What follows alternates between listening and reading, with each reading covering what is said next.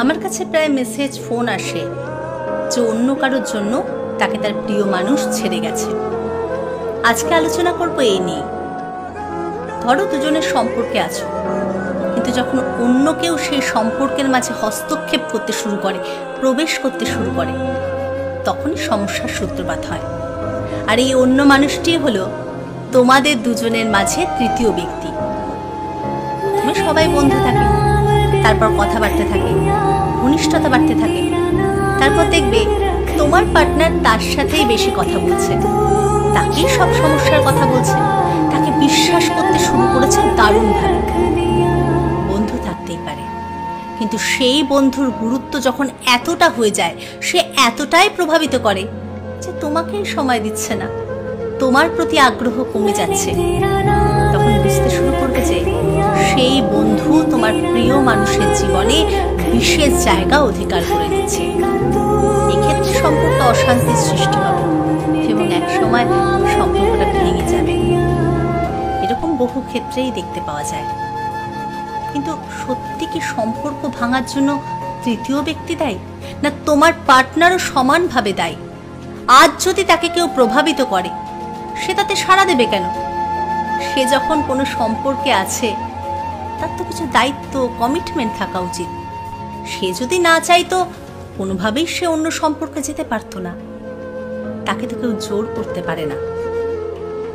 যখন থেকে লক্ষ্য করবে কেউ সম্পর্কে প্রবেশ করছে, সরাসরি পার্টনারের সাথে কথা বলো, জানাও তুমি এটা পছন্দ করছো না, এতে তোমাদের সম্পর্কের ওপর প্রভাব পড়ছে।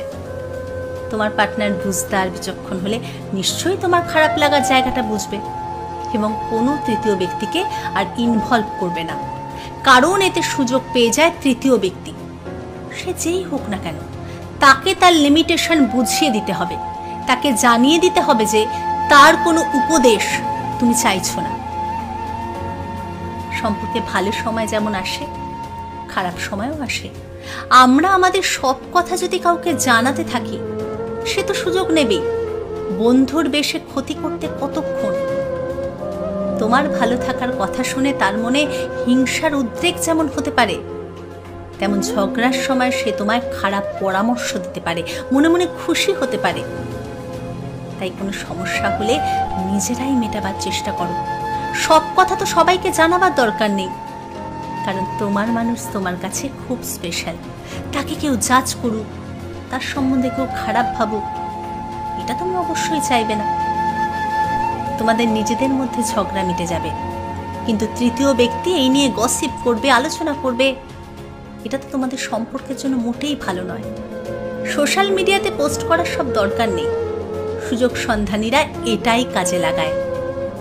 সম্পর্ক যত ব্যক্তিগত থাকবে, তত সেই সম্পর্ক সুন্দর হবে। তোমার পার্টনার যদি তৃতীয় ব্যক্তির জন্য তোমায় ছেড়ে চলে যায়, কষ্ট হলেও মনে করবে সে কোনো দিন তোমার ছিল না, আজ নয় কাল সে তোমায় ঠকাতই।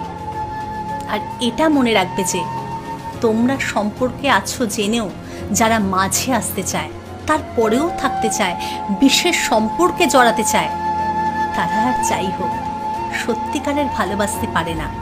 কারণ অন্যের ঘর ভেঙে নিজের ঘর তৈরি করা যায় না। তবে সবচেয়ে বড় কথা, সম্পর্কে আস্থা থাকলে, লয়াল হলে, একে অপরের সাথে সবকিছু খোলাখুলি আলোচনা করতে পারলে, নিজেদের ভালোবাসা, বোঝাপড়া দৃঢ় থাকলে, নিজের উপর নিয়ন্ত্রণ থাকলে, কেউ সম্পর্কে ফাটল ধরাতে পারে না।